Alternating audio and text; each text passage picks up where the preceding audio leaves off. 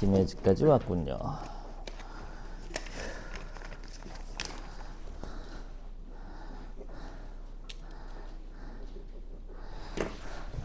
예, 오늘하고 다음 주까지 2주에 걸쳐서 독서는 조금 이어가겠습니다.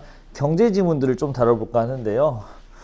경제 지문을 다루는 이유는 여러 가지가 있겠지만 일단 가장 큰 이유, 여러분들이 좀 혐오하기 때문에 그렇습니다. 이 경제 영역을 유달리 조금 어려워하시는 분들이 계세요. 물론 이게 취향에 맞아서 저는 경제만 지문만 나오면 아주 재미가 있고 읽는 재미가 있어요 라고 하시는 분이 있다고는 저 멀리서 들었는데 아직 제가 직접 목격한 바는 없습니다. 대부분 다 하고 일단 그래프나 표가 나온 순간 경기가 일으켜져요. 제가 본 대부분의 여러분들은 그래요. 그래서 좀 고민을 해봤습니다. 아니 왜 그럴까? 오히려 더 어려운 철학 지문, 예술 지문 이런 것들은 그냥 읽으면서 이 경제학 나와서 수요 공급 잉여 이런 거 나오는 순간 갑자기 경기를 일으키는 이유는 뭘까라고 하면 아무래도 여러분들의 평소에 이런 관련된 내용을 접할 기회가 좀 적기 때문에라고 생각합니다.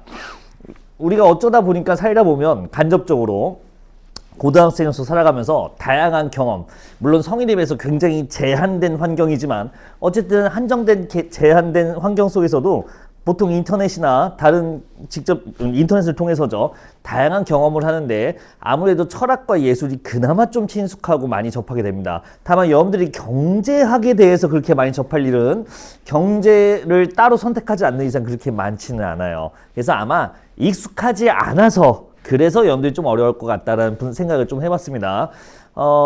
그래서 이 부분을 어떻게 그러면 돌파할 건가요 하면 두 가지를 이제 얘기를 드리고 시작할게요.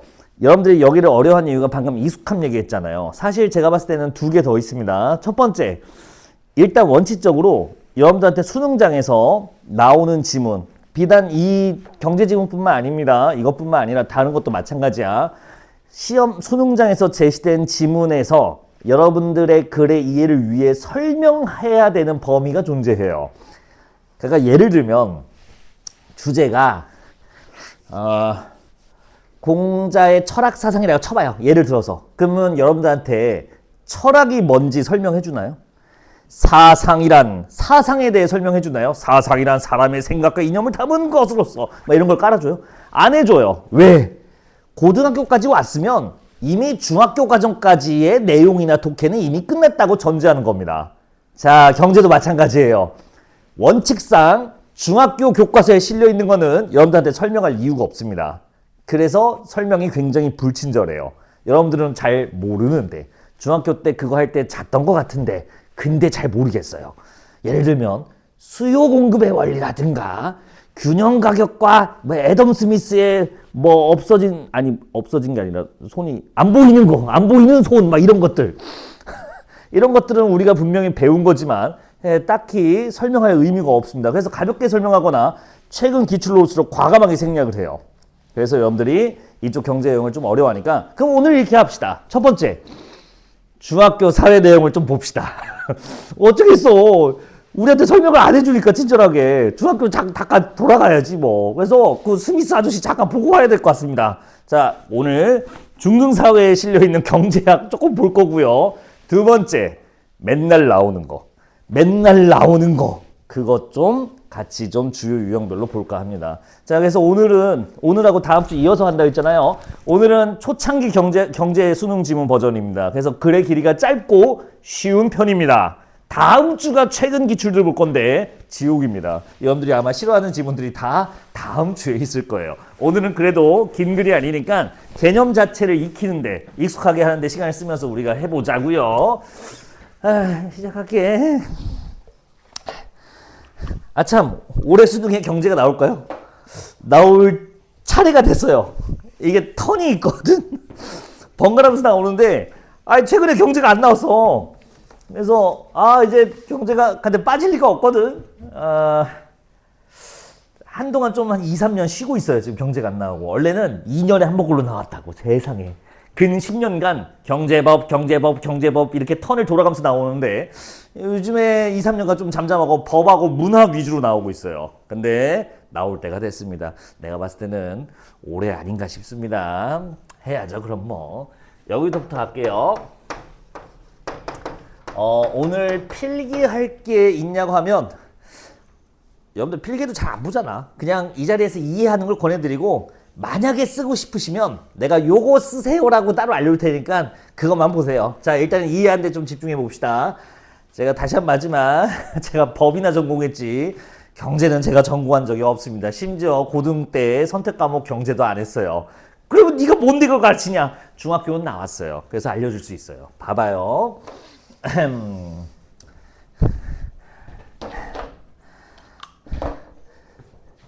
경제학은 이렇게 말하면 또 경제학도들이 또 화낼 수도 있는데 나는 국어 선생이니까 마음대로 말해도 돼. 문제 풀 정도 말면 되니까. 여러분들 근데 이건 진짜인데 경제학은요 우리가 너무 숫자적으로 접근하지 마세요. 수리적 숫자로 접근할 거는 이미 과학기술 그런 지문으로도 충분해요. 우리는 경제학 지문 정도는 엄연히 사회 지문에 속한 만큼 여기에 결합하는 게 맞습니다. 마음, 사람의 심리에 주목해서 보는 게 맞아요. 경제학은 돌고 돌아서 결국엔 사람 마음 때문에 그렇다라는 결론밖에 안 나와요. 자, 내가 너무 빨랐네. 수요부터 볼게요. 수요가 무슨 마음이야? 사려는 마음이야? 팔려는 마음이야? 이 정도는 초등학교 나왔지? 사려는 마음. 여기까지 괜찮을까요? 그래서 수요량, 구매하는 양을 말합니다. 수요 자체는 구매하려는 마음, 태도, 추세를 모두 다 포함해요. 공급은 뭘까요? 판매하는 양입니다. 팔고자 하는 마음을 공급이라고 표현하겠답니다. 자, 가봅시다. 그러면 이 수요 공급을 표현하기 위한 그래프가, 즉 수요 공급 곡선 그래프라는 게 있는데 이게 우리가 중2 때 배우는 거예요. 이 그래프는 X축 값하고 Y축 값이 결정되어 있습니다. X축 값은 뭐였더라? 잠깐만. 재화량이었어요. 조금 버퍼링이 오늘 있을 예정이니까 양해 바랍니다. 전문 분야가 아니어서 딱 국어 문제 풀 정도만. 재화량. 재화요. 오늘 재화라는 얘기가 몇 번 나올 텐데요. 우리가 앞으로 다음 주까지 쓰려면 좀 우리가 약속을 하자고요. 재화는 값어치 있는 것을 재화라고 합니다.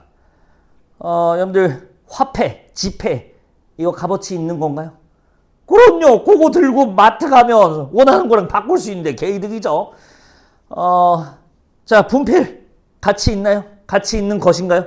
그럼요. 이걸로 내가 먹고 사는데 당연히 가치가 있죠. 그래서 돈 주고 사와야 돼요. 아하.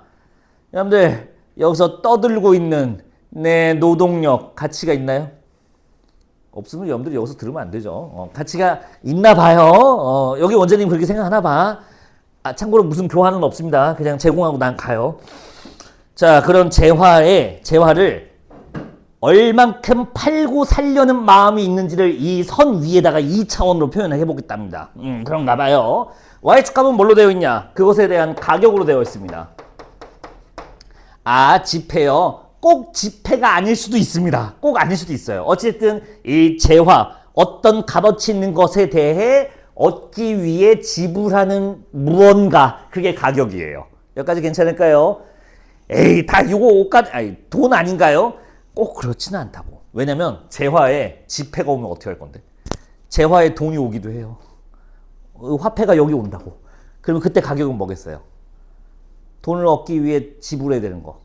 이자예요, 이자. 그때는 가격이 이자로 되는 거야. 여러분들 모든 세계 거래 이걸 기본으로 해서 움직입니다. 여러분들은 값어치 있는 게 있나요, 여러분들한테? 그럼요. 나보다 훨씬 더 위대한 값어치 있는 거 있잖아요. 네가 너랑 나랑 밤새 공부하기 내기하면 누가 이길 것 같아? 네가 이기지 그래도. 나는 이미 글렀어. 먼저 가. 난 술과 담배로 이미 절여져 갖고 이제는 하룻밤이 힘들더라고요. 너는 근데 이틀 밤은 꼬박 세울 걸 시험 기간이면 충분히 그것도 남지. 자, 노동력이요. 여러분들은 더 건강한 신체를 갖고 있기 때문에 나보다 훨씬 더 위대한 노동력을 갖고 있습니다. 여러분들은 노동력이라는 재화를 가지고 있어요. 그거에 대한 가격은 뭐겠어요? 뭐야, 시급이지 뭐, 월급이지 뭐. 이런 식으로 세상에 있는 재화가 다 이렇게 결정됩니다. 자, 돌아와서 제가 두 가지 선을 그을 건데, 아이야, 파랑이 좋겠군. 파랑이 좋겠군. 이거 무슨 대사인지 알아? 모르는, 미안하다. 게임 얘기했어 또. 알지? 잠깐만, 남학생 비율이 왜 이렇게 높아? 다 어디 갔어, 남자들?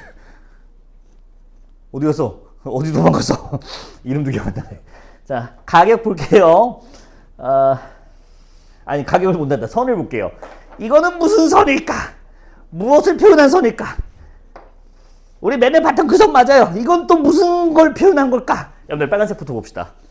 빨간색은 살려는 마음을 표현한 걸까? 팔려는 마음을 표현한 걸까? 팔려는 거? 사려는 거? 팔려는 마음을 표현한 거예요. 이거 어떻게 보냐면 만약에 여러분들이 사려는 거라고 생각했으면 아마 이럴 수도 있어요. 이것 때문일 확률이 높아. 뻘소리가 나왔다면 자기야 이거 몇 콤마 몇이야? 3,1이라고 본능적으로 몸이 반응하죠. 수학의 뇌가 저려져서 그렇습니다. 수요 공급 그래프는 Y축부터 읽습니다. X축부터 읽는 순간 모든 비극이 시작돼요. 다시 잠깐만. 우리가 중학교 안 나온 지 오래돼서 그래요. 수요 공급 곡선 그래프라고 하는데 그냥 이렇게 써놓을게. 귀찮으니까. 자, X축부터 했잖아요. 어떤 물건이 많아지면 가격이 올라가요. 이런 게 있어요, 세상에. 어떤 거를 하려는 마음이 많아지면 X값이 커지면 빨간색 보고 있는 거야, 지금. 빨간색만 남겨줄게. 이거 가격이 올라가요. 그런 게 어디 있어요. Y축부터 봅시다. Y축 값, 즉 가격이 올라갈수록 이거 하고 싶은 마음이 커지고 있는 거 확인되실까요? 이 그래프는 비례 그래프죠. 뭐겠어요? 팔고자 하는 마음. 가격이 올라갔을 때 커지는 마음은 팔고자 하는 마음입니다. 이게 바로 공급 곡선이에요. 간단하죠? 돌고 돌아 사람의 심리예요. 내려올게요. 자, 이건 뭐겠어요? 가격이 올라갈수록, 자 보세요. Y축 값이 여기일 때는 요 파란색은 X는 여기서 결정됩니다. Y가 쭉 올라가면, 즉 가격이 올라가면 이거 마음이 X축 값이 요거밖에 안 돼요. Y축 값이 커질수록, 즉 가격이 올라갈수록 낮아지는 마음, 바로 사고자 하는 마음입니다. 가격이 내려갈수록 X축 값은 오히려 커지죠. 자, 이렇게 해서 수요 곡선과 공급 곡선을 일단 중학교 때 배우게 됩니다. 중학교 시 조금만 더 할게요. 여러분들 여기서 막히신 분들은요 그냥 다 쓰세요. 이해고 다 버리고 그냥 처음 보는 거니까 이런 것들을. 자, 이 두 개를 만난 거 두뇌 풀가동. 여러분들이 지금 고3이니까 몇 년 전이야? 하나 둘셋넷 4년 전으로 잠깐 머리를 돌려서 이거 만나는 거에 때 가격이 있어요. 이걸 무슨 가격이라고 해요? 기억나 자기야? 그래 아이 훌륭해. 균형 가격이라고 합니다. 수요와 공급 곡선이 만났을 때의 가격이 균형 가격이야. 그리고 이걸 중3 때 또 배워요. 뭐라고 배우냐면 균형 가격이 왜 좋은지에 대해 배웁니다. 자, 균형 가격이 왜 좋니라고 대놓고는 써있지 않습니다. 다만 균형 가격이 왜 가치가 있는지, 왜 이걸 구해놓는 게 좋은 건지에 대한 설명이 있어요. 사회적 잉여라는 개념도 나옵니다. 조금만 더 볼게요. 여러분들은 통합사회 세대 아니죠? 통합사회라는 과목이 있어서 교과서가? 있었어요? 야, 너희들 되게 어리다. 봐봐, 자. 그러면 고1 때도 배웠을 거 아니야, 통합사회에서. 자, 봐봐요. 그러면, 나한테 설명, 야, EBS 들어가서 그냥 통합사회 나한테 구워. 보세요. 균형 가격은 왜 좋냐면요. 균형 가격일 때 거래량 보세요. 수요와 공급이 만나니까 딱 사겠다는 사람과 팔겠다는 사람이 각각 딱 일치합니다. 그러면 요 정도 량일 때가 균형 가격일 때 거래량이에요. 균형 가격일 때 거래량 요만큼. 괜찮을까요? 가격을 바꿔보겠습니다. 가격을 올려볼까? 보이니? 자, P1이라는 임의의 가격을 설정하겠습니다. 그럼 이 가격일 때는 요 정도를 볼 줄 알자. 사겠다는 사람이 많아, 팔겠다는 사람이 많아, 보니까. 요 가격일 때는 균형보다 높은 애 팔겠다는 사람이 더 많은 거 보이세요? 공급 곡선이 더 큰 값을 가지고 있는 거 아세요? 요 가격일 때는. 수요 곡선은 요 가격일 때는 여기밖에 안 산대요. 자, 그럼 실제 거래는 얼마큼 일어나요? 요게 P1의 거래량입니다. 아까에 비해 거래량이 어때요? 이만큼 감소합니다. 왜? 팔겠다는 사람이 늘으면 뭐해? 너무 비싸고 사겠다는 사람이 별로 없는데 시장이 위축돼요. 거래가 실제로 일어날 확률이 줄어듭니다. 그리고 요만큼 거래량이 준 거야. 균형에 비해서. 요게 사회적 잉여 손실이라고 고1 통합사회에서 배우셨을 거다. 자, 여기까지. 내가 조심히 말할게. 이거는 내가 누군가를 뭐 특정 무언가를 얘기하려는 게 아니야. 현상을 소개하려는 거야. 시장 중에 노동을 거래하는 시장이 있습니다. 아까 말씀드렸죠. 재화가 노동량이야. 그럼 가격이 뭐야? 여러분들의 시급, 월급 이런 게 되겠지. 임금이라고 하죠. 임금. 여러분들 우리나라는 지금 최저임금제를 하나요? 최고임금제를 시행하나요? 최저임금제를 시행하죠. 그러면 균형 가격에 맡기지 않은 거야. 시장의 이 물건의 가격을 시장에 맡긴 게 아니라 국가가 혹은 권력을 가진 존재가 특정 가격으로 딱 세팅을 해버리는 거야. 자, P1에다가 잡아놓은 게 최저시급제예요. 균형 가격보다 균형 가격이 너무 낮다고 판정해서 그걸 강제로 상위 개념으로 딱 최저를 정해버려서 여기서부터 가격을 형성하게 해놓은 겁니다. 이게 최저시급제예요. 최저라고 하니까 왠지 여기다 하고 싶잖아. 아니야. 최저시급제는 가격을 최소점을 높여준 겁니다. 균형에 비해서. 이건 사회적으로 균형 가격이 낮다고 해야 성립하는 정책이에요. 나도 고3 이후에 대학생이 있었잖아. 얼마 안 된 것 같은데 세상에 20년이 지났네. 그때는 나 시급 얼마 받은 줄 알아? 나 카페에서 일하면 2,300원 받았어요. 이렇게 말하면 또 선생님 때는 짜장면이 100원 시절 아닌가요? 그 정도는 아니야. 뭐 2,500원이긴 했는데 그 정도는 아니야. 근데 나 때는 진짜 최저시급 엄청, 지금 생각하면 어떻게 생각하지? 소주는 똑같이 3,000원이었어. 마트에서, 그 가게에서 먹으면. 지금 한 4, 5,000원 하는 것 같은데. 어쨌든, 어떻게 살았지? 어쨌든, 그래서 지금 어때요? 최저시급이 올라가면, 무슨 일이 벌어져요? 님들아, 여러분들이 이제 대학생이 돼서 졸업하면, 여러분들은 파란색의 존재인가요? 빨간색의 존재인가요? 이 노동시장에서, 여러분들은. 여러분들은 노동 공급자야? 노동 수요자야? 여러분들 노동 공급자야. 그럼 노동 수요자는 누구겠어요? 우리 대기업 회장님들이 여기 노동 수요자야. 나는 이재용 씨가 뭐 여기서 뭐 카페 뭐 청소하겠어요?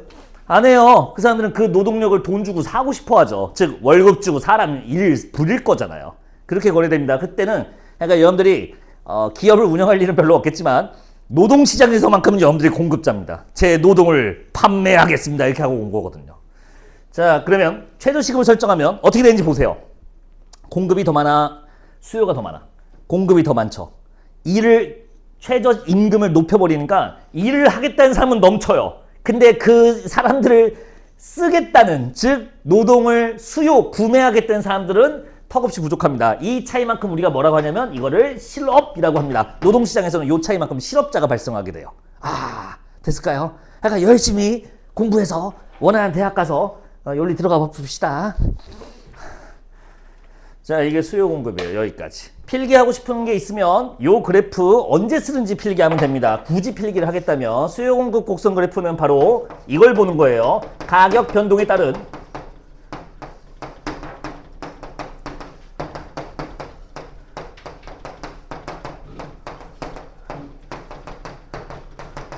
이걸 보기 위해서 이 그래프를 사용합니다. 말 그대로 가격, 즉 Y축 값이 변하는 거에 따라서 이거 수요 공급이 이렇게 바뀌는구나. 가격이 오르니 공급이 올라가고 수요가 내려가는구나. 가격이 내려가니 수요량은 늘어나고 공급량은 줄어드는구나. 이걸 보기 위해 했습니다. 됐지? 가격이 변하는 거에 따라서 수요량 공급량이 어떻게 바뀌는지 보기 위해 쓰는 그래프가 바로 이 수요 공급 그래프예요. 아주 기본이죠. 모든 게 여기서 출발합니다.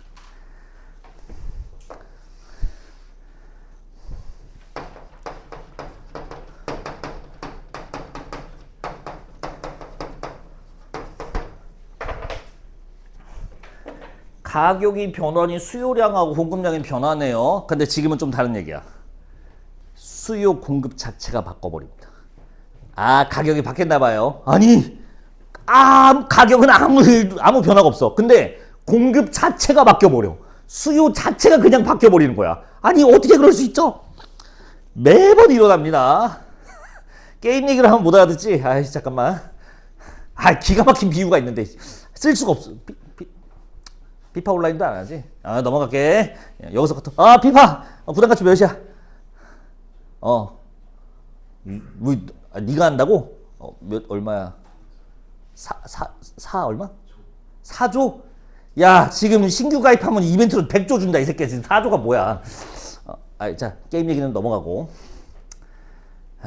야, 그러면 비판 됐고, 요즘 잘 나가는 그 아이돌이 누구냐? 나 또 여러분들한테 레드벨벳 오마이걸 하면 또 비웃을 거잖아. 우리도 별 관심이 없지. 요즘 누가 잘 나갑니까? NCT 하면 또 니를 욕할 거잖아. 옛날 사람. NCT 현역이야? 자, 봐봐. 이게 아직 NCT가 계셨구나. 옛날에 세븐틴 했다고 또 비웃었는데, 세븐틴도 현역이래. 미쳤나봐. 자, NCT가 뭔지 아세요? 이게 네오컬처 테크놀로지라고, 이게 되게 좋은 그룹이요. NCT라는 분들이 계신데, 자, 내가 솔직히 잘 몰라. 이름만 알지. 나무 위키로 봤다고. 직접 본 적이 없는데, 어쩌다 그날 TV 돌리고 있는데, 가상의 상황입니다. TV를 보고 있는데, NCT래요. 아, 쟤들이 나무 위키에서 봤던 그 NCT구만 해서 보고 있는데, 아니, 춤과 노래가 아주 매력적입니다. 그래서 보면 보는데 빠져들어요. 아주 멋지군. 이거 제2의 빅뱅인가 하면서 막 열심히 보고 있더라고. 그래서, 감동을 받았어요. 하나의 그 무대를 보고서. 자, 당장 앨범 시장으로, 앨범 그 판매한데 서점이죠. 요즘에는 교보문고로 뛰어갑니다. NCT 앨범 주시오. 그래서 NCT 앨범을 제가 사게 됐어요. 잠시만요. NCT 앨범 가격 바뀌었나요 지금? 아니지. 그 가격은 뭐 10만 9천 원 그거 똑같이 있겠지. 근데 대신 사고자 하는 마음인 사람, 사고자 하는 양만 늘어난 거지. 그 방송 TV를 통해서. 자, 이게 뭐예요? 가격은 바뀌지 않았지만 수요 자체가 그냥 바뀌어버린 거야. 이런 게 가능해요. 공급도 마찬가지입니다. 공급 자체가 그냥 바뀌어버릴 수도 있어요. 그걸 그래프로 한번 표현해 봅시다. 방금 NCT 사건 한번 볼까요? 자, 원래 수요가 이만큼이었고 공급이 이만큼입니다. 근데 NCT가 그 방송에서 너무 재밌게 했어요. 그래서 팬들이 갑자기 생겨갖고 팬들이 막 앨범 사려고 막 몰려 들어가고 있어요. NCT 앨범 가격은 아직은 그대로인데, 자, 그래프를 어떻게 표현하냐? 수요가 증가했네요. 이렇게 표현합니다. 이게 바로 수요 자체가 증가해버린 거예요. 에이, 이게 왜 수요 증가인지 어떻게 알아요? 바로 알 수 있는 방법이 있어요. 기준 가격 하나 잡아봐요. 자, 여기 가격이었어. 요 가격일 때 기존 그래프일 때는 수요량이 요만큼이었네요. 근데 수요 곡선 자체가 이렇게 바뀌었네. 이 가격일 때 새 곡선에 따르면 수요량이 요만큼입니다. 즉 이만큼 수요가 증가한 거죠. 이해될 수 있을까요? 별거 아니야. 자, 그러면 뭐가 바뀌냐? 균형 가격 어떻게 됐어요? 올라갔어요? 떨어졌어요? 가격, 균형 만난 가격이 이만큼 올라간 거 보이시죠? 당연한 얘기입니다. 인기가 많아지고 그 특정 재화를, 물건을 사고 싶어 하는 사람들이 많아지면 그 물건의 가격은 오르게 됩니다. 그걸 이렇게 표현한 거야. 돌고 돌아 그냥 우리 마음이랑 똑같은 거예요. 자, 이해됐을까요? 불안하니까 하나만 더 해볼까? 힘들어. 호이, 짜잔. 일단 빨간 거 건들 보니까 공급이 바뀌었습니다. 공급이 증가한 걸까 감소한 걸까? 공급 자체가 감소한 거야. 김봉수 수업 같은 거지. 김봉수가 맨날 이제 막 이게 머리도 안 깎고 막 수업 뭐 면도도 제대로 안 하고 와서 이러고 수업하니까 저 수업 듣기 싫어. 내 수업 가격은 똑같은데 그냥 듣기 싫어하고 이렇게 된 거예요. 맞나 이게? 이 예시가? 이거 좋은 예시는 아니었던 것 같습니다. 다음 걸 설명을 못해서. 자, 공급 자체가 줄어듭니다. 미안하다. 방금은 수요가 줄어든 거다. 미안. 잘못 얘기했네. 자, 공급이 줄어든 거. 공급 자체가 감소합니다. 이상한 예시가 나와야 되는데 그러면 이 교육 서비스 여러분들과 우리 거래 중이잖아. 여기서 교육 서비스 공급자는 나네. 여러분들이 이거에 대한 수요자, 소비자가 되고요. 제가 수업을 2번 하잖아. 아침 저녁에. 한 번만 하면 어떻게 되냐 이거야. 아니다. 좋은 예시가 아니다. 미안하다. 자, 이게 공급이 감소한 거예요. 기준 가격 잡아보면 티 납니다. 요 가격일 때는 공급량이 요만큼이었는데 요 가격일 때는 공급량이 이렇게 줄었네. 공급이 줄었습니다. 균형 가격 어떻게 돼요? 가격 올라간 거 보이시나요? 공급은 감소하면, 즉 팔겠다는 사람이 줄어들면 희소성의 원리 때문에 가격이 올라가는 거는 당연한 상식이죠. 희귀한 걸수록 비싸지잖아요. 그걸 이렇게 표현한 것 뿐이에요. 여기까지. 자, 둘의 차이 잘 이해할 수 있을까요? 이거는 선 자체는 고정되어 있고요. X축과 Y축과 변동에 따라서 수요량 공급량이 어떻게 바뀐지 보는 거고요. 이런 것들은요, 그래프 자체가 이동해 버립니다. 이거는 수요 공급 자체가 변한 거를 설명하는 그래프예요. 여기까지. 됐을까? 하나만 더 설명하고 이제 문제 풀러 갈 건데 나 지울게. 요거 힘들어. 지우지 말걸. 아니야. 마지막 오늘 요거 하고 문제 풀러 갈게요. 근데 오늘 세 지문 준비했는데 오늘도 세 개 모두 다 들어가는 게 이겁니다. 쩌리 같은데 같이 들어가기 좋더라고요. 나도 몰랐어, 솔직히. 이제 매년 이제 새로 지문을 세팅하고 이제 연구를 하니까 올해 이제 세 개를 이렇게 해서 이게 기본 경제 지문이다 하고 세팅을 했는데 아침에 수업하다 깨달았어. 이 세 개가 공통적으로 다 들어가 있더라고. 의도는 아니었습니다. 자, 민감도 탄력성입니다. 국어적으로 먼저 풀어볼게요. 민감이라는 말을 문학 혹은 언어적으로 어떻게 해설할 수 있는가. 간단합니다. 자극 대비 반응 크기, 이걸 민감도라고 풀이할 수 있겠습니다. 자극이 갔을 때, 자극을 줬을 때 반응의 크기가 어느 정도인지, 자극 대비 반응 크기가 민감입니다. 간단하죠? 자극을 똑같이 줬는데요. 그러니까 사람을 이렇게 딱 찔렀는데 뭐야? 이렇게 하는 사람이 있고요. 엄마 이게 뭐야? 하는 사람도 있듯이 이 반응이 달라요. 리액션이 달라요. 반응이 크면 민감하다라고 하죠. 반응이 작으면 민감하지 않고 둔감하다라고 하죠. 예, 그 개념입니다. 그리고 민감도와 탄력성은 같은 개념이에요. 민감하다, 탄력적이다. 둔감하다, 탄력적이지 않다. 이렇게 하시면 됩니다. 그러면 수요 공급에 이 탄력성을 적용시켜 보겠습니다. 자, 이거 수요 곡선이죠. 자, 이거 수요 곡선입니다.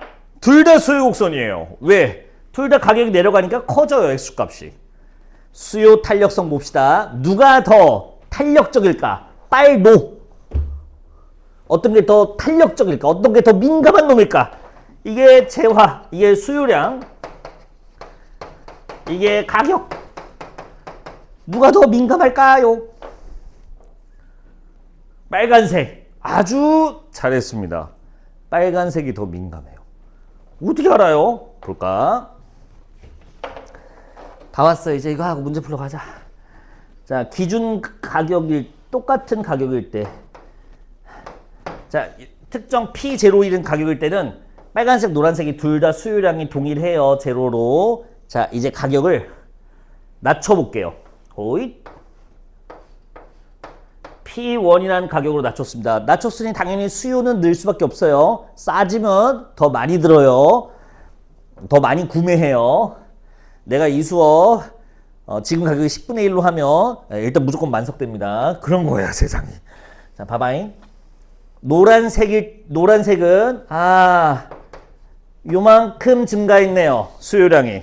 근데 이 가격일 때 빨간색은 요만큼 증가했네요. 똑같은 가격을 내렸는데 누가 더 많이 수요가 늘어났냐 이거죠. 빨간색이 더 많이 늘어났죠. 빨간색이 됐나? 빨간색이 더 민감합니다. 이해됐을까요? 이 정도 수학은 할 수 있겠죠. 자, 이게 바로 민감도 개념이에요. 여기까지. 진짜 끝. 몇 쪽 문제를 돌절하냐? 페이지 8쪽입니다. 설명은 뭔가 거창한데 오늘 준비한 문제가 굉장히 짧고 단순합니다. 초창기 버전 경제 기출들이에요. 출처 연도 맞아요? 오른쪽이요. 2009년 6평. 2009년에 살아 계셨습니까? 몇 살이죠? 2009년 몇 년생이니? 2010년생? 08년생? 아유, 야, 그래도 니들이 한 살 많다, 야. 인사하시고. 힘들어. 자, 오늘 좀 단순한 문제들이에요. 개념만 잘 자기 걸 만들어 보자고. 나 아무 말도 안 할게. 문제까지 해설 안, 힌트까지 안 줄래. 그러면 여러분들 할 게 없어. 세 문제 준비되어 있습니다. 7, 8, 9번 문제예요. 여러분들 8쪽으로 하고 있습니다. 7, 8, 9 세 문제입니다. 5분 어때요? 5분 20초. 출발. 네. 나도 마시러 갈 거야. 가자. 내가 이 수업 말고 딴 수업을 안 하거든, 지금. 나 지금 처음 들어봐. 저번 주에 맞춰놓고. 일주일에 한 번 수업한다고. 다르게 말하면 이것만 안 하면 난 자유로운 몸이 돼서 여행도 가고 오늘 밤새 게임도 하고 하는데 여러분들 덕분에 그래도 사람처럼 머리도 감고 면도도 하고 옷도 정상적으로 입고 왔네요. 봅시다. 이런 날도 하루 있어야지. 그게 아니라 교재 만들고 이거 수업 연구하느라 시간이 많이 걸린다 이거죠. 아니 니들 이제 3월 되면 나 뭐 만들어야겠니? 여기 원장님이 만들겠니? 내가 만든단다. 여러분들 이제 3월부터 올해 연계 적용된 새로운 수능 커리큘럼 교재 그리고 내신할 거잖아. 내신 교재 문제 누가 만들겠니? 또 내가 만들어야 되겠죠? 그런 거 하고 있어서 바쁘다고. 자 봅시다. 맨 처음은 조세를 부과한다는 얘기를 하고요. 그래서 납부 의무를 지운다 라고 되어 있습니다. 설마 이 나이쯤 되는데 설마 납부 의무를 지운다를 erase 지우다라고 없지. 지다를 하게 하다. 지게 한 겁니다. 납부 의무를 짊어지게 한 겁니다. 그리고 근데 이 부담이 넘어가는 조세 전가라는 게 일어날 수도 있대요. 자 일단 봅시다. 납부 의무가 부과되면요. 이 사람에게 요구되는 이 사람에게 변화는 물리적인 것이 변하는가 구체적인 추상적인 게 변하는가라고 하면 이거 물리적 행위가 뒤따라야 됩니다. 물리적으로 납부해야 돼요. 무슨 소리냐? 주머니에 뭐 지갑에 넣든 계좌이체를 하든 어쨌든 내가 몸을 움직여서 저기 세무서에다가 국세청에다가 돈을 내야 됩니다. 줘야 됩니다. 물리적으로요. 자, 근데 부담은 뭐죠?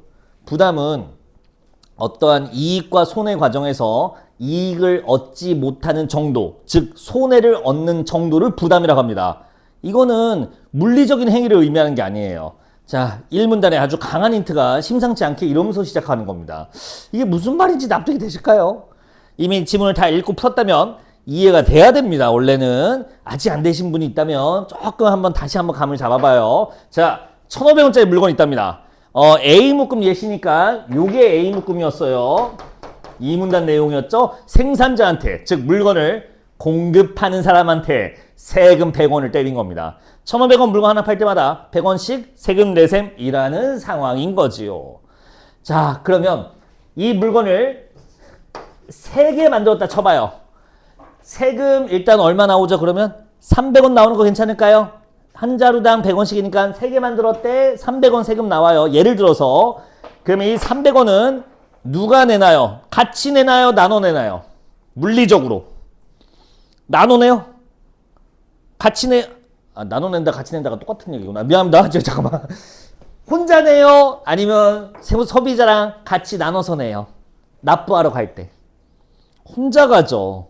300원 계좌이체 이 사람이 혼자 해야 돼요. 즉 납부 의무가 부과된 물리적 행위는 그냥 생산자가 하는 겁니다. 3개 만들어서 300원 생산자 무조건 내는 거야. 다만 억울하잖아. 가만히 장사하고 있었는데 갑자기 세금을 나한테 150 내라고 젠장. 이 손해를 누군가한테 떠넘기고 싶어요. 부담을 내가 아니라 다른 사람에게 지게 하고 싶습니다. 그럼 어떻게 한다는 거야? 물건의 가격을 올려서 부담을 넘기는 거죠. 올린 만큼 소비자에게 부담이 넘어가는 거죠. 실질적으로는 내가 100원을 세금을 냈지만 물건 가격을 이거 안 어려워. 뭐 70원으로 했다 쳐봐요. 그러면 실질적으로 내 주머니에서 나간 돈은 한 자루당 30원밖에 없죠. 여기까지 괜찮지? 대신 소비자가 70원 내주는 셈이 되는 거다. 그런 얘기였던 거예요. 그러면 90원 아니 1,600원으로 하면 되잖아요. 그럼 무슨 문제가 생기죠? 아까 시작할 때 말했죠. 가격이 오르면 수요는 줄어들죠. 안 사요 사람들이. 그래서 그렇게 다 세금을 다 부담을 넘겨버리기에는 아무도 안 그러니까 뭔지 모를 그 사이 소비자와 생산자의 균형 사이에서 결정된다 하면서 끝나게 됩니다. 이게 이 글의 주제예요. 그리고 하나 더 설명하죠. 여러분들 소비자도 마찬가지입니다. 소비자도 1,500원 물건 살 때마다 100원 세금 내세요라고 하면 비용 무조건 100원 이상은 내야 돼. 근데 억울하잖아. 1,500원, 옛날엔 1,500원이면 물건 하나 샀는데 이제 1,500원 사면 100원 또 내야 되니까 사실상 1,600원이 나가. 아우 싫어. 그러니까 생산자가 가격을 낮춰준다 이 얘기입니다. 왜냐면 가격이 올랐으니 가격이 오르면 수요가 줄어드는 게 당연한 거잖아요. 그걸 방지하기 위해 가격을 자체적으로 내려준다. 그만큼 생산자가 조세 부담을 자기가 떠안는다. 이렇게 보시면 되겠습니다. 자, 이해하셔야 돼. 8번의 선지 2번 볼까요? 이거 고르신 분 계신 것 같은데 8번의 선지 2번 조세 부과 후 생산자는 A를 자루당 조세액으로 납부한다. 자, 여기서 여러분들이 설마 순진하게 A 볼까? 100. 여러분들 A가 100인 걸 모르는 초등학생도 없을 겁니다. A가 무조건 100이죠. 왼쪽 Y축값 보니까. 그럼 이 100을 생산자가 된다고? 자, 이걸 구분 못하신 분은 파닥파닥 2번 고르는 거야. 왜? 내긴 다 냅니다. 생산자가 다 100원 내는 건 맞아. 다만 물건 가격 조정을 통해서 부담을 소비자한테 넘길 수 있다는 거지. 예, 내긴 냅니다. 이 말이 다시 보니까 되게 수상한 거 아세요? 이 문단 밑에서 세 번째 줄이요. 이 문단 밑에서 세 번째 줄. 즉, 보이세요? 즉, 생산자는 법적 납부자로서 모든 세금을 납부하겠지만 이런 식으로요. 좀 군더더기 문장 같지 않습니까? 지금 보니까 쓱 들어가 있어요. 자, 이해하셨길 바라고. 참, 마지막 문단 내용까지 봅시다. 마지막 문단은 그러면 누가 더 많이 부담하는데요? 소비자와 생산자 중에 누가 더 많이 부담하는데요? 라고 하는데 밑줄 하나만 쳐볼까요? 자, 마지막 문단 두 번째 줄이요. 가격에 찾으셨나요? 마지막 문단 두 번째 줄입니다. 가격의 변화에 어떤 반응을 보이는가에 따라 달라진다. 좀만 더 갈게요. 예를 들어 가격 변화에도 불구하고 소비자가 구입량을 크게 바꾸지 못하는 경우, 여러분들 아까 봤죠? 민감도가 큰 거야 작은 거야? 가격 변화에도 불구하고 소비자가 구입량을 크게 바꾸지 못하는 경우는 민감도가 낮은 겁니다. 둔감한 거예요. 가격이 자극이고 수요량, 공급량, 재화량이 반응이에요. 가격이 바뀌었는데도 별로 안 움직이는 거. 아까 보고 왔잖아. 지웠지만. 자, 그러면 민감도가 어떨 때? 낮으면 소비자가 대부분 부담한다 이 얘기예요. 당연한 얘기입니다. 돌고 돌아 경제는 결국에 사람의 심리랑 똑같아요. 님들 수능 시험 보러 가실 거죠? 뭐 상황마다 다르겠지만 대부분 가실 겁니다. 올해. 갈 때 필기도구 사갈 거예요. 그러지 마세요. 거기서 줍니다. 수능 샤프 줍니다. 참고로 그 수능 샤프로는 수능을 공부하지 않아야 됩니다. 그 수능 샤프로 수능을 다시 공부하는 분들이 꽤 있어요. 그건 꽤 비극입니다. 대학교 전공 공부할 때 쓰세요. 그 샤프는. 돌아와서 올해부터 법이 바뀌었답니다. 더 이상 수능 샤프를 제공하지 않고 여러분들이 자체적으로 구매해와야 되는데 대신 뭘 구매해야 되는지 딱 정해줬어요. 아비투스 문구에서 판매하는 아비투스 봉수 샤프 그것만 인정해 주겠대요. 그거 말고는 들어갈 수가 없고 그다음부터 다 손으로 암산해야 된대 막. 자, 뭐 사야지 뭐 어쩌겠습니까? 자, 여기서만 팝니다.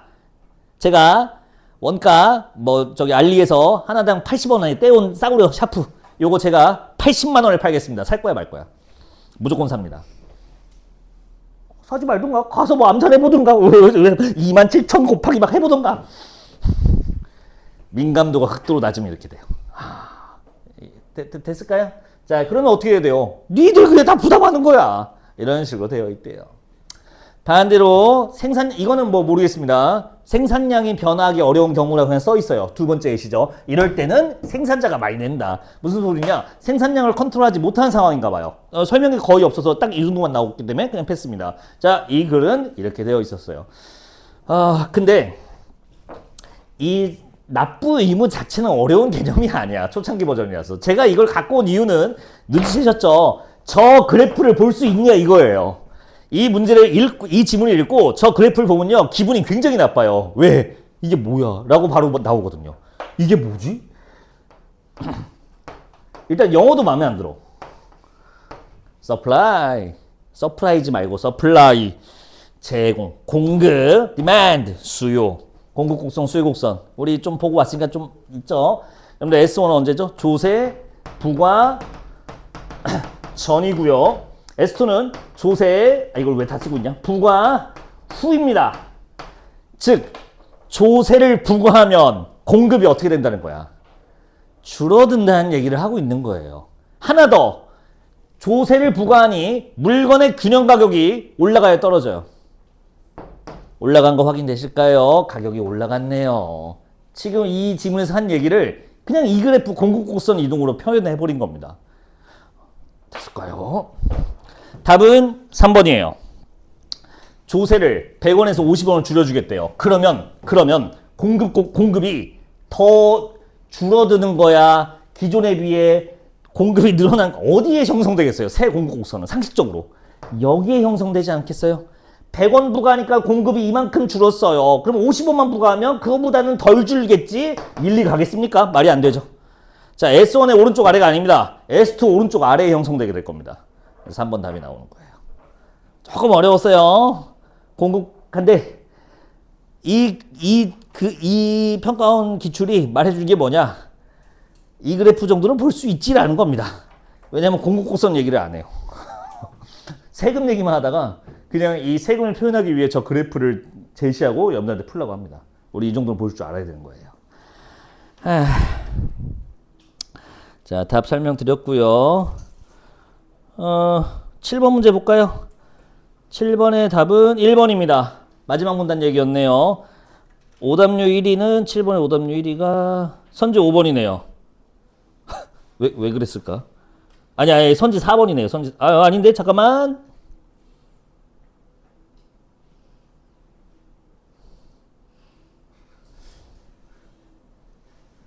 골고루 되어 있구나. 쏘리. 딴 문제 헷갈렸어요.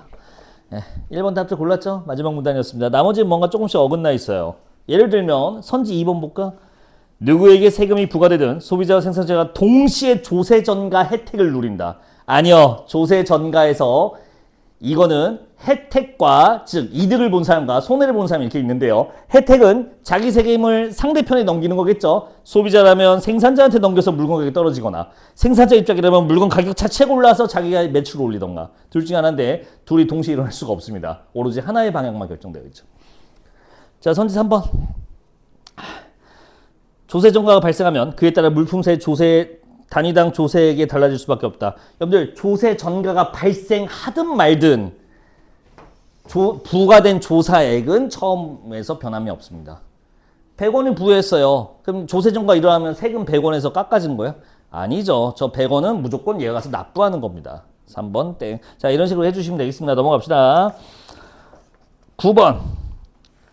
1, 2, 3번. 답은 5번인데 선지 1, 2, 3번이 민감하군, 즉 민감도가 낮다가 아니군이라는 걸 눈치채야 돼요. 선지 1, 2, 3이 민감한 얘기를 하고 있구만, 민감하다는 거구만 이라는 건데, 자, 선지 1번 보세요. 바나나 가격이 오르면 오렌지를 구매한대요. 이게 왜 민감해요? 가격이 오르니 사 안 사? 바로 안 사는 거야. 바나나, 오늘도 바나나 사 먹어야지 하는데 바나나 가격이 200원 상승했습니다. 안 사, 오렌지 먹을 거야. 이렇게 되는 거. 아주 민감한 거야, 가격에. 가격이 민감하지 않다면 오르든 말든 그냥 샀을 겁니다. 선지 2번. 커피 가격이 오르면 커피 구입을 시켜주는 주름이죠. 당연한 얘기죠. 민감하신 분이죠. 선지 3번도 어때요? 세상에 제일 민감한 사람입니다. 멀리 갈 거 없어요. 여러분들의 미래예요.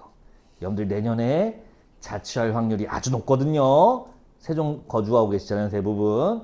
이쯤에 대학교가 몇 개나 있겠습니까? 여러분들 갈 대학교는 아마 저 북쪽으로. 아니, 이렇게 말하는 게 무슨 북한 같은데 그게 아니라 서울 말한 거야. 여러분들은 저 위로 올라가야 되잖아요. 세종에서 설마 서울을 출퇴근할 생각은 아니지, 통학할 생각은 아니지. 그럼 자취하시게 됩니다. 자, 샴푸 사야 될 거 아니에요, 여러분 자취방에. 더 이상 엄마가 사주는 샴푸는 없습니다. 그럼 어떻게 해요? 쿠팡 켜요. 네이버 저기 페이를 켜요. 그리고 샴푸 쳐요. 그리고 정렬 뭘로 누를 거야? 최저 가격 누르게 됩니다. 그러면 1,100원짜리하고 1,110원짜리가 있는데 서로 치열하게 10원 싸먹고 있는 거 보이실 겁니다. 여러분들은 더 싼 걸 사게 되거든요. 자, 선지 3번이 그거네요. 그냥 제일 싼 샴푸 3. 네. 뭔 얘기가 아닙니다. 이거는 본능인가 봐. 어쩔 수가 없나 봐. 나 지금도 그래. 나도 이제 샴푸 100원, 200원 더 써도 되거든, 한 통에. 100원, 200원 뭐냐. 만원, 2만원도 쓸 수 있어. 샴푸 하나 사는데. 아예 또 제일 싼 거 씁니다. 도저히 납득이 안 돼요. 참, 혹시 해서 하는 말씀인데, 여학생들은 괜찮아요. 남학생들 비누로 머리 깎는 사람은 없죠? 지금은 이제 많이 없어졌는데 거의 선풍기 괴담처럼 샴푸로 감으면 그 샴푸 찌꺼기가 남아서 뇌가 썩는다 막 이딴 무슨 이상한 옛날에 미신이 있었어요. 이걸 믿는 김석준 같은 사람이 있었어요. 내 부친입니다. 그래서 부친은 그 빨래비누로 머리를 감았어요. 이렇게 해야 때가 안 남는다고. 지금 생각하면 정말 말도 안 되는 소리죠. 자, 우리 아빠 대머리 됐습니다. 나중에 알아보니까요, 이 비누로 이 머리를 감으면 탈모에 아주 치명적인 탈모의 원인. 비누로 감니? 아니지 아직. 만약에 조짐이 보이면 바로 병원 가서 약 먹어. 요즘 기술이 좋아져갖고 안 빠질 수 있답니다. 저는 다행히 바로 우리 아빠 말은 안 듣기 때문에 바로 이제 그날부터 샴푸로 감았는데 어쨌든 비누로 감지 마세요. 에이 그걸로 안 감아요. 군대 가서 감지 말라는 거야. 어떻게든 구해서 샴푸로 감아요. 아유 쓸데없는 소리가 길었습니다. 자 9번의 답 5번. 재고를 처분해야 된다. 즉 재고는 만들 수 있는 게 아닙니다. 팔고 남은 거기 때문에 그 생산량 자체를 컨트롤할 수 있는 상황이 아니에요. 이 질문에서 요구한 니은과 잘 부합하네요. 5번 골라주시면 되겠습니다. 자 여기까지. 하나만 더 하고 싶게요. 맨 앞 페이지 첫 페이지로 올게요. 4페이지입니다. 첫 지문으로 올게. 지금 보신 건 수요 공급을 가지고 간단하게 하는 거였고요. 두 번째로 볼 거는 환율입니다. 최근에 나온 경제지문 고난도 중에 3개 중에 2개가 환율입니다. 들으면 알걸요? 오버슈팅 환율, 그리고 브레턴 우즈 체제의 근본위 환이 대체 환율 조정. 이름만 들어도 벌써 무시무시하죠. 참고로 이 브레턴 우즈 근본위 환율 대체는 지금도 이거 잘못한 거 아니냐라는 얘기가 나올 정도로 3, 4년밖에 안 되는데도 유명한 지문입니다. 요거 이후로 경제가 지금 잠잠해요. 경제 지문이 잘 안 나와요. 너무 매웠어요. 마지막에 나왔던 게. 일단 그건 다음 주에 볼 수 있으면 보고요. 아마 다음 주에도 안 볼까 생각 중이야. 너무 흉악해서 문제가. 다만 지금 보고 있는 건 충분히 우리가 준비해야 되는 초창기 버전 경제. 그러니까 원론에 가까운 경제학 지문이니까 보자고요. 왜 이렇게 겁을 주면서 시작했냐? 이것 때문에요. 이 지문 주제는 환율입니다. 수능마다 각 해 수능마다 어려운 말 쓸게. 시의성을 띠고 있는 거 알고 계신가요? 젠장 어휘 테스트 뭐 어떻게 준비하고 있는 거야? 시기에 맞는 걸맞은 성질, 이게 시의성이야. 시사적이다라고도 합니다. 굳이 얘기하자면, 쉬운 말로 하자면. 자, 수능은 시의성을 아주 강하게 띄어요. 무슨 말이냐? 여러분들은 초등학교 때였던 것 같네요. 코로나가 한창 유행했었죠. 저는 3년 내내 기출 분석하는데 3년 내내 코로나 지문밖에 볼 수가 없었습니다. 수능, PCR 검사, 9월 손소독제 원리, 법지문, 그의 수능 법지문, 행정청의 법 행사 효력.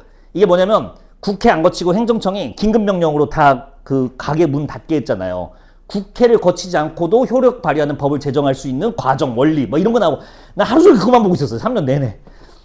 어쨌든 내가 그래서 소독제 원리까지 다 알아요. 각 시기마다 이렇게 시의성을 띱니다. 여러분들 올해 뭐가 핫해요? 환율이 핫하잖아 지금. 근데 얘가 나올 때마다 항상 매섭게 나왔다고. 오버슈팅, 브레턴 우즈, 죽어. 자, 이 환율입니다. 환율을 봅시다. 올해 쉽게 가야 되잖아. 조금 유치하지만 이렇게 가볼까요? 1달러라는 재화가 존재합니다. 그 녹화 안 되는 줄 알고 깜짝 놀랐대. 아니지. 오늘 다 왔죠. 굳이 이걸 찍을 이유가 비공개로 해서 나 혼자 봐야지 집에서 50년 뒤에 호호호 내가 이렇게 열심히 살았구나 하면서 1달러 가격을 환율로 보면 됩니다. 진짜 오늘 건 볼 사람이 없네. 1달러 가격이 환율인데 그러면 쉬워져요. 원래 개념은 자국 화폐 대비 외화, 즉 외국 돈의 교환 비율. 이게 환율의 정확한 정의인데 그냥 편하게 1달러 가격이라 하면 됩니다. 자, 그러면 요런 물건이 있어요. 이거 사러 갈 거야. 이 종이 주세요. 이 종이, 뒤에 보니까 막 양키 얼굴도 그려져 있어요. 이거 간지구만. 이거 하나 주세요. 그러니까 얼마예요? 했더니 1,000원입니다. 그래서 오케이 해서 1,000원 주고 사와요. 자, 요즘에 가서 이 종이 좋구만. 뒤에 이거 워싱턴 멋있구만. 자, 이거 얼마? 하니까 1,400원 이렇게 말하네요. 환율이 어떻게 된 거야? 즉 1달러 가격이 어떻게 된 거야? 올랐네요. 됐을까요? 저걸로 치환하면 환율이 오르니 내리니 효과가 어떠냐 많이를 저걸로 치환하면 우리한테 좀 와닿습니다. 그래서 환율이 조금 어려우신 분, 조금 낯서신 분은 그냥 1달러 가격이랑 바꿔서 읽어보세요. 생각보다 별거 아닌 내용들이 나오게 됩니다. 환율이 올랐군. 그러면 잠시 시간을 드릴 테니까 1문단을 읽고 오셔야 됩니다. 4쪽의 1문단 6줄입니다. 자, 뭐 1분이면 읽겠죠? 편하게 읽고 와보세요. 출발. 아, 힘들어.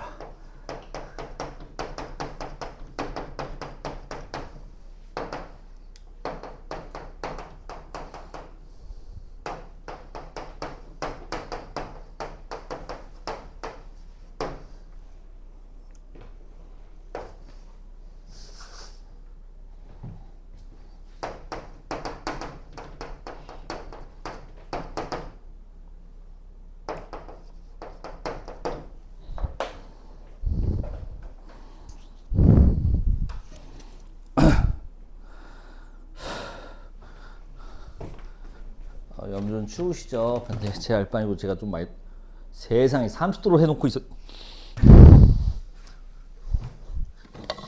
어쩐지 너무 덥더라. 아니 나 오늘 새 옷 사갖고 이거 자랑하려고 입고 있었는데 더워서 오죽했으면 벗었겠니. 알리에서 시켰는데 드디어 5만 원이거든. 잘 샀지. 다 마음에 드는데 하나 마음에 안 들어. 이런 거는 이제 브랜드, 어차피 브랜드에서 만든 게 아니잖아. 우리 중국 친구들이 노동력 갈아서 만들어준 거잖아. 그래서 5만 원에 내가 알리에 샀잖아. 근데 얘들이 또 멋을 부린다고 또 그 브랜드 로고를 박아놨는데 히스커버리라고 박아놨어요. 히스커버리 이렇게 딱 아쉽더라고 좀. 위에도 뭔가 이게 무슨 브랜드인가? 뭐 하여튼 뭔가 기묘하게 뒤틀려 있는 그 안 써도 안 쓰는 게 멋있는데 저 히스커버리가 좀 아쉽네요. 원장님 보더니만 내가 언젠가 뜯어버릴 거라 해서 아니 왜 이거 나름 개그지 개그 같더니 이건 개그가 아니라 진심으로 따라한 것 같은데 글씨체가 똑같아요. 디스커버리랑 디스커버리 탐나? 좋아 뜨시더라고. 뭔 얘기를 했지? 짜잔 다 읽었죠 1문단? 오늘 물건은 이 환율은 이걸로 설명하는 게 좋을 것 같은데 아니다. 자 보세요. 내가 하던 거 할게. 경상수지 읽으셨을 겁니다. 별사탕으로 줘요. 치사하게. 환율도 별사탕 준 거 아세요? 둘 다 웬만하면 지문에 설명해 줄만 하잖아. 그냥 별사탕 처리하고 넘어가는 거야. 환율 뭐라 써있냐? 외화 1단위와 교환되는 원화의 향. 이렇게 불친절할 수가. 1달러 가격 정도로 하자고요. 경상수지는 이렇게 써있네요. 어쩌고 저쩌고. 자 이겁니다. 수출액 빼기 수입액이 양수면 흑자라고 하고요. 음수는 적자라고 한다. 됐네요. 요 둘 차이를 경상수지라고 한대요. 사실은 더 복잡한 개념인데 그냥 이 지문 풀이용으로 이렇게만 설명하고 넘어갔나 봐요. 자 그리고 환율이 오르면 경상수지는 어떻게 된대요? 개선된다고 나와 있는데 실제로 그렇지 않을 수도 있다. 문제예요 사실은. 이렇게 하면서 1문단이 끝나게 됩니다. 납득이 되실까? 이게 무슨 말인지. 일단 우리가 첫 번째 막히는 거. 중학교 때 졸았기 때문에 1학년 통합사회가 기억이 안 나기 때문에 이게 좀 납득이 안 될 수 있어요. 이게 조금 안 와닿아요. 이 문장이 얼마나 분칠절하면요.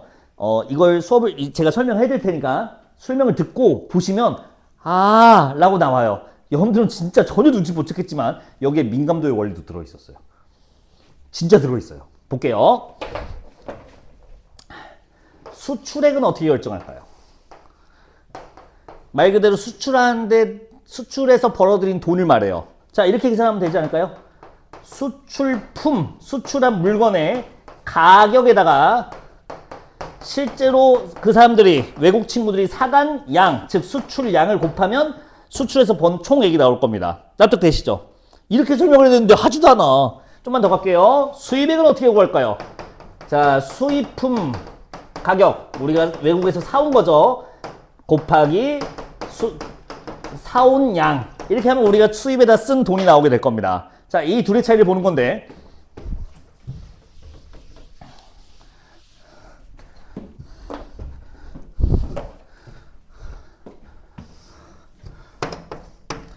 현재 환율 1,000원이라 가정할게요.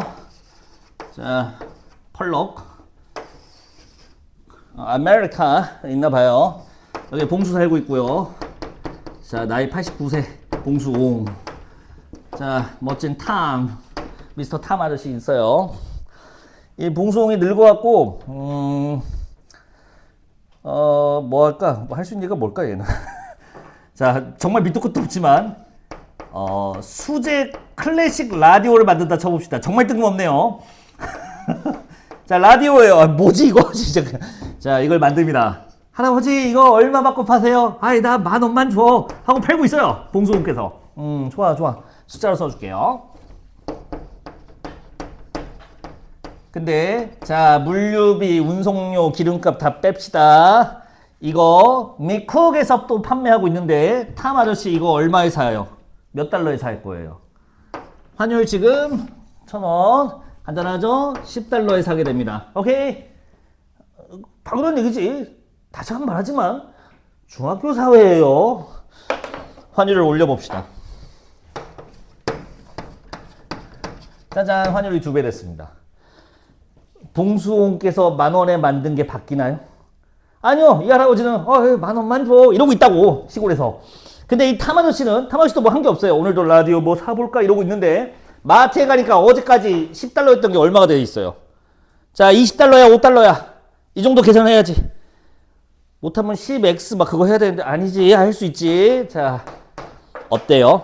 김봉수 씨는 뭐 했죠? 이 물건 가격을 절반을 노리기 위해 그냥 잠만 자고 있었죠. 허허허허 이러고 있었다고. 근데 갑자기 미국에 있는 마트에서 가격이 박앤세일 50% 할인 이렇게 버린다고. 어때요? 사람들이 수요 원리까지 끌고 와야 될까? 가격이 떨어지면 수요량은 증가하죠. 어때? 수출량이 증가하게 됩니다. 환율이 오르면. 아유 힘들어. 물론 수출품 가격이 좀 떨어지긴 했어요. 달러 기준 했을 때. 다만 원화 기준 했을 때 별거 그렇게 크지는 원화 기준 했을 때는 사실 똑같고요. 봉송 입장에서는. 결정적으로 자, 이제 이 말이 무슨 말인지 한번 보실래요? 세 번째 주죠. 1문단 세 번째 주. 상승한 경우에는, 자, 환율이 상승한 경우에는 외국에서 우리 상품의 외화 표시 가격을 다소 낮추어도 수출량이 늘어나면 수출액이 증가한다가 방금 제가 써놓은 그래프, 이 식이에요. 외화 표시 가격이 좀 내려가죠, 당연히. 다만 수출량이 잔뜩 늘어나기 때문에, 즉 민감하게 반응하기 때문이란 뜻이야, 이게. 가격은 좀 떨어졌지만 그 떨어진 가격 정도보다 그냥 구매할 양이 갑자기 확 뛰기 때문에 라는 말이 사실 숨겨 있어요. 뭐 거기까지 요구하는 문제는 아닙니다, 당연히. 다만 왜 이렇게 일어나냐고 물어보면 이런 현상이에요. 자, 왜 수출량이 확 늘죠? 수출액이 확 늘어요. 가격이 좀 떨어졌지만 수출량이 더 많이 는다고 써 있어요, 지가. 그렇게 논란거리를 없앤 문장이야, 이런 것들을. 두 번째, 수입품 가격은 어떻게 돼요? 환율이 1,000원에서 2,000원 되면. 자, 미쿡 아저씨는 사실 핸드폰 만드는 할아버지였어요. 아, 얼마로 해야 되냐?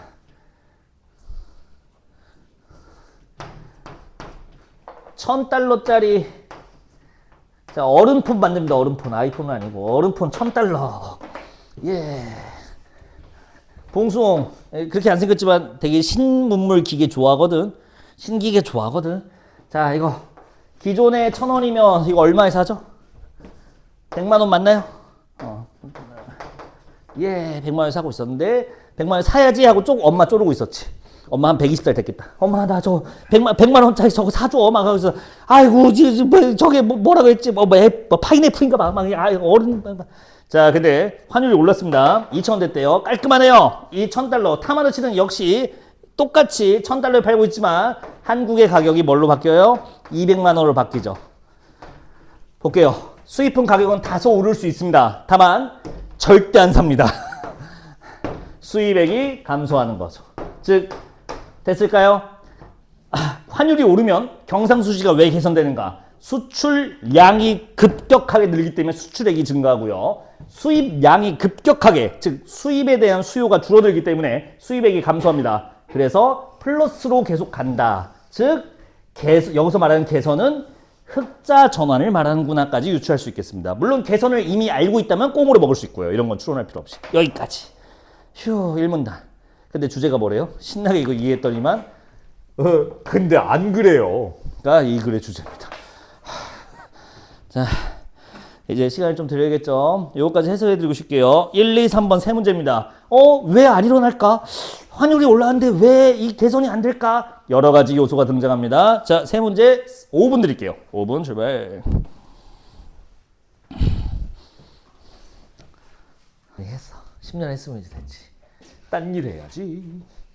아니 진짜 나는 원래 한 가지를 이렇게 오래 하는 스타일이 아니어서 항상 새로운 일을 도전하면서 살았단 말이야. 이 학원을 어쩌다 보니까 너무 오래 하고 있어요. 물론 이것저것 뭐 잡다하게 많이 도전해보긴 했는데 슬슬 이제 지겨워지는 겁니다. 올해가 마지막일 확률이 높습니다. 그러니까 찍어두는 거야. 80년 뒤에 허허허 이렇게 보는 거죠. 봉수홍. 야, 제이커브래요. 이거 문제입니다. 2문단 첫 줄에 이렇게 시작하지 않나요? 다시 봐요. 2문단 첫 줄. 문제라고 언급합니다.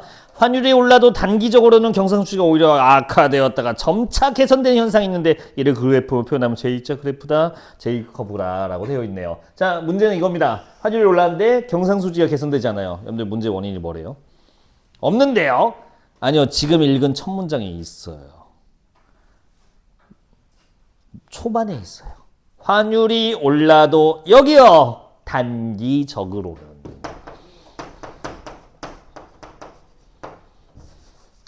예, 짧은 시간 동안은 이라는 뜻이에요. 그러니까 해결책도 자연스럽게 뭐가 돼요?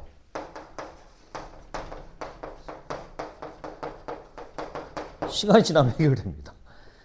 짧은 순간 일어나기 때문에 이런 문제의 원인을 갖고 있으면 해결책은 정해져 있어요. 처음부터. 저기 있네요. 여러분들 2문단 밑에서 두 번째 줄이요. 2문단 밑에서 두 번째 줄. 가 보여주듯이 당초에 올랐던 환율이 지속되는 상황에서 여기 있네요. 어느 정도 시간이 지나. 됐죠? 그러면 끝난대요. 그래서 개선된대요. 처음부터 이 글은 문제와 원인 해결을 염두에 두고 이미 세팅이 되어 있었습니다. 그리고 첫 문장도 그냥 문제, 원인, 해결을 다 오픈한 거였어요. 그러면 이제 왜 일어나는지에 대한 그 세부 이유 사례를 보면 되는 겁니다. 세 개인가 보였던 것 같거든요. 한번 볼까요, 같이? 저기네요.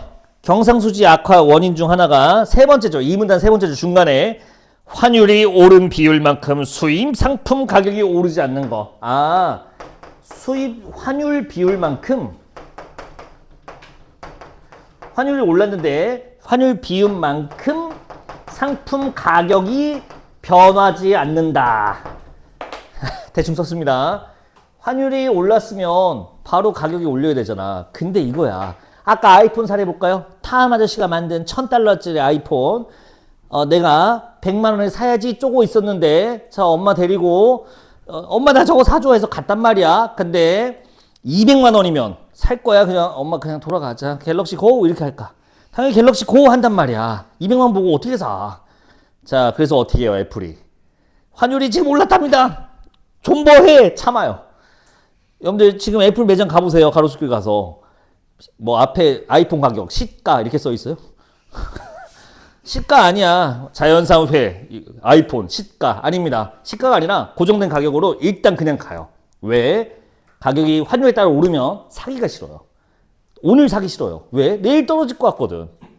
자, 그래서 어떻게 한대요? 회사가 그냥 반영을 안 해요. 기존 가격 100만 원 그냥 고 해버립니다.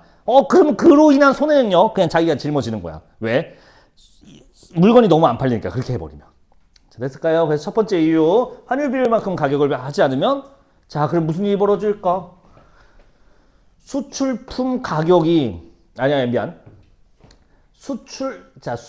수입액이 감소해야 되거든. 왜? 수입품 가격을 상승했으니까 수입량을 줄여야 되는데 수입량이 안 줄어요. 그러면 오히려 그냥 가격만 오른 셈이 돼버려서 개선이 되기보다는 오히려 좀 안 좋아진다 이런 얘기입니다. 자, 됐고요. 두 번째. 자, 뭐 바로 올리지 않기 때문에 써 있고요. 또한 한 두 줄 내워야겠네요. 또한 소비자들의 수입 상품 소비가 가격 변화에 따라 주어질까지 상당 기간 소요된다. 소비자 인식이라 해도 될까요? 방금 읽은 거? 인지. 왜냐면 우리가 매일매일 어떤 물건의 가격을 보는 건 없어요. 그거는 피파워 온라인 할 때만 하는 거야. 이거 언제 떨어지죠? 자, 근데 물건 가격을 특히 이런 기호품 같은 경우는 그냥 내가 좋아하는 장난감 같은 경우는요. 지나가다가 이거 할인하네? 이렇게 하는 거지. 오늘 할인할까? 내일 할인할까? 이러지 않습니다. 즉 가격을 바뀌더라도 소비자가 그걸 인지하고 지금 세일이네? 빨리 엄마한테 쫄라야지? 엄마까지는 시간이 좀 걸린다는 얘기예요. 됐을까요? 가격이 바로 안 바뀐다는 겁니다. 가격이 바뀌어도 소비자가 인지해서 실제 구매까지 가기에는 시간이 좀 필요하다는 겁니다. 그럼 그 사이에는 뭐겠어요? 가격은 수출로 따지면 가격은 내려갔는데 실제로 수출량이 늘지 않아서 오히려 수출품 가격만 떨어진 상태인 거야. 수출액이 그냥 감소하는 상태인 거지. 악화되는 겁니다, 오히려. 자, 마지막. 그뿐만 아니라 뭐야? 이거는 외국 표시. 외국 소비자 인지요. 방금 제가 설명해 드린 거는 수입할 때 얘기였고요. 방금 그뿐만 아니라는 외국에 있는 친구들이 인지하는 시간. 그걸 말하는 겁니다. 자, 됐습니다. 근데 시간이 지나면 결국에는 환율 비율에 맞춰야 됩니다. 아무리 존버하더라도 애플은 결국에 환율에 맞춰서 가격을 올려야 될 거예요. 환율이 그렇게 2배나 올랐으면 맞춰 올려야 되고요. 소비자들도 이제 외국에 있는 소비자, 자국에 있는 소비자들도 인지하고 수출품과 수입품 양이 늘어나고 줄어들고 하겠지요. 여러분들 다음 3문단은요. 이 제이커브랑 별개로 일어난 일입니다. 자, 두 가지가 있는데요. 첫째는 이거 뭐예요? 민감도예요. 민감도에 따라서 제이커브와 별개로 이게 경상수지가 개선이 안 될 수도 있어요 라는 얘기입니다. 무슨 말일까요? 가격이 떨어지면 자 다시 이 제이커브에서 전제하고 있는 수출은요. 환율이 오르면 경상수지가 개선된다. 수출액이 증가해야 되는데 그 논리의 밑바탕에는 수출품 가격이 좀 떨어지더라도 그만큼 사람들이 가격이 떨어졌으니까 수요가 느는데 엄청 늘어나 라는 말이 전제되어 있다고 했었죠. 무슨 말인지 이해되세요? 외국에 있는 달러 자체는 조금 버는 거 맞아. 물론 김봉수 옹은 10,000원에 라디오 팔고 있었는데 미국에 있는 가격 우리나라 들어온 돈이 10달러에서 5달러로 줄어드는 건 맞아요. 다만 그 줄어든 만큼 사람들이 많이 민감하게 반응해서 물건을 막 사들기 때문에 오히려 총액은 늘어난다. 그 개념이거든요. 자, 근데 문제는 이거야. 가격은 떨어졌는데 사람들이 관심이 없어. 그 라디오는 매니악한 라디오라서 아주 고상한 취미를 가진 몇몇 사람만 사는 거라서 10달러든 5달러든 살 사람은 사는 거였어, 뭐야. 그러면 수출액이 늘어나 오히려 줄어들어. 오히려 줄어들어요. 물건 가격만 떨어지고 사는 사람은 똑같은 거야. 그렇다면 개선되지 않을 수도 있죠. 민감할 때, 민감하지 않을 때. 민감하지 않을 때. 가격 변화에 상관없이 어차피 살 놈만 사는 거는 소용없는 거였어요. 이 경상수지 개선이. 환율에 따라서. 자, 그게 기억에 대한 이유 묻는 문제 3번의 답. 3번입니다. 민감하지 않을 수 있다. 이거 고르는 거예요. 어려웠죠, 이런 문제들은. 민감도를 좀 알고 있어야 건들 수가 있습니다. 지금 보니까 너무 어렵네요, 이 문제들. 진짜 이걸로 순수하게 풀 수가 있나? 이 지문만 읽어서. 너무 가혹한데. 자, 된 것 같습니다. 나머지 문제 봅시다. 지문 이제 그만 봐도 될 것 같아요. 자, 1번에 다루지 않는 거요. 다루지 않을 뿐더러 이 글의 주제와 정반대 말을 하고 있는 게 있습니다. 2번입니다. 경상수지 개선을 위한 고환율 정책 필연성. 환율을 높게 하면 경상수지 개선이 필연적이구나. 반드시 그러하구나.